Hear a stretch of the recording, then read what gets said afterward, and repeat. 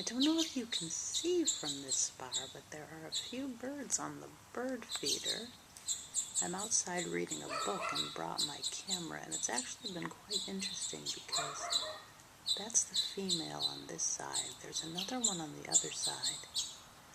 At least there was when I reached over for my camera. But anyway, she came for a little nibble a few minutes ago, and the male bird came flying out of the house, and they encircled the feeder several times, so she perched herself on a fence, and then he flew away. That was a little rude of him.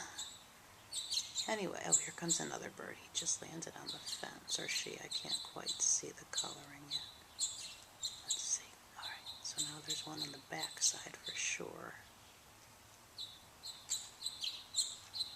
If you look in the shadow on the fence, you can see the tail feathers of the one on the other side. Oop, flew away. On the fence to swallow. I think it's a he. His tasty treat. But this one on this side, she's been perched there now for a couple of minutes, and she's just enjoying her dinner. Oh, now the one on the fence went down on the little ledge. I wish I had a better zoom on this camera. But I don't dare get closer because I think it would scare them and they would fly away. I hope you guys can see them. Listen to all those birdies singing.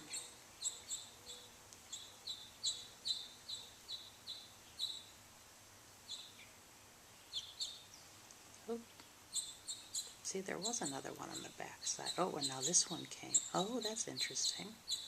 So the one had flown away to let the other one finish. Birds are quite territorial, it seems. I used to have a blue jay in Ohio that scared everybody away, and while I thought the blue jay was beautiful, I did not like that he scared everybody away. Blue jays are very selfish.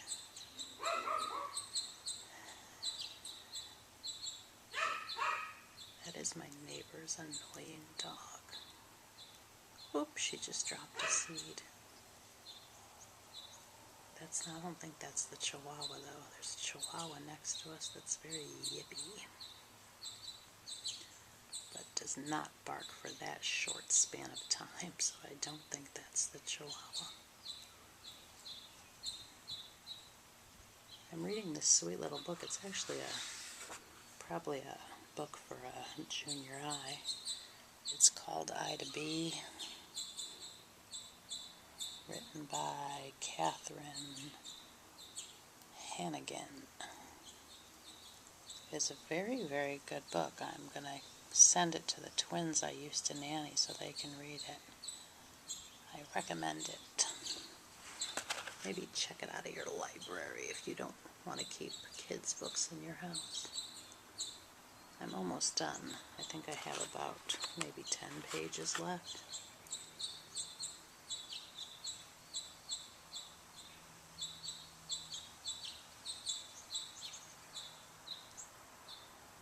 Well, that might be all the excitement we see today. So currently there's a bird on either side. See, if you look in the shadow on the fence, you can tell if there's a bird on the other side because you'll occasionally see a little movement over there. But this one on this side is definitely my girl bird who lives here. But the one on the other side has red on it. And the male that lives with her has blue tail feathers down also on his back. And he was the one that was scaring her away before.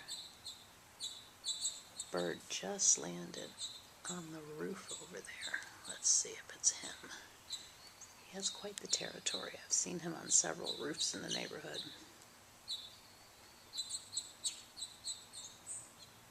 When I was growing up, my grandfather used to build bird motels.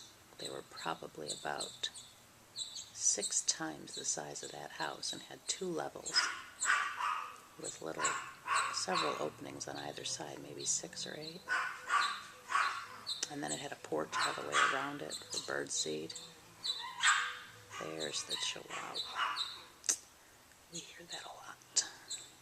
I need to get one of those silencers in my yard so that when the dog barks, it hears a high-pitched noise.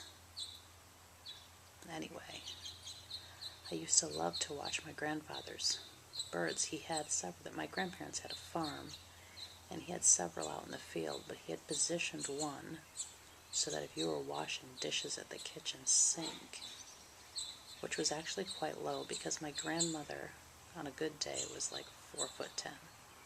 My grandfather built the house, so he built it for her stature. So us, as children, we didn't have to stand at a step stool to wash dishes. But once you got tall enough to see out the window, you could watch the birds while you did dishes. I've always loved birds, even as a child.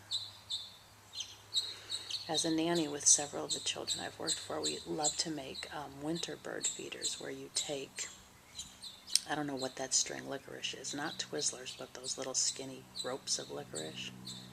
So if you take mini bagels, open them up and spread peanut butter in them, and then lace the licorice through the center hole and tie it, and then spread peanut butter all over the outside. Oh, there they go. And roll it in bird seed. See, the one on the left has red. Anyway, roll it in bird seed, and then you can hang them from the licorice, and then the whole thing is edible. Alright, there are no birds on the feeder currently. They're right next to each other on the fence there. One is flapping their wings. Maybe they are mating. Oh, here comes a third bird. There are two together. And the intruder. Oh, those two flew away up into a tree to finish their business. And then that one is left alone. Let's see if that one flies to the bird feeder. Oh, I'm already at 7 minutes. Yikes. Oh, nope, flew away. Alright, everybody. Thanks for watching the adventures of the birds. I did do some painting today. I did my next, there's 3 on the fence. Wish I could sing. I love that song about 3 little birds. But, oh, there's one on top of the house. Okay, now one on the empty house. Oh, no.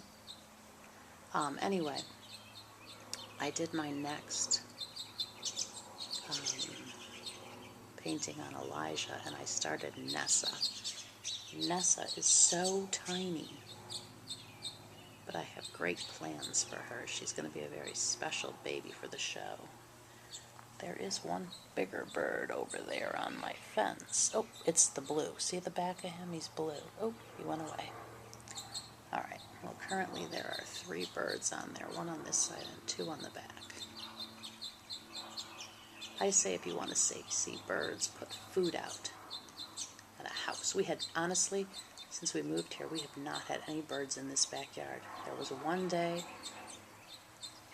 maybe a month or so after we moved here, that I saw it was a grackle walking in my grass, and that has been it. I have seen no other birds. So by putting that house in was a nice invitation to one birdie family, but now we're getting lots of visitors here, which is lovely. I do want to get some more trees, but, more houses, but my husband and I are thinking of planting along the fence line trees that will grow tall and make us a living fence in front of the wooden fence.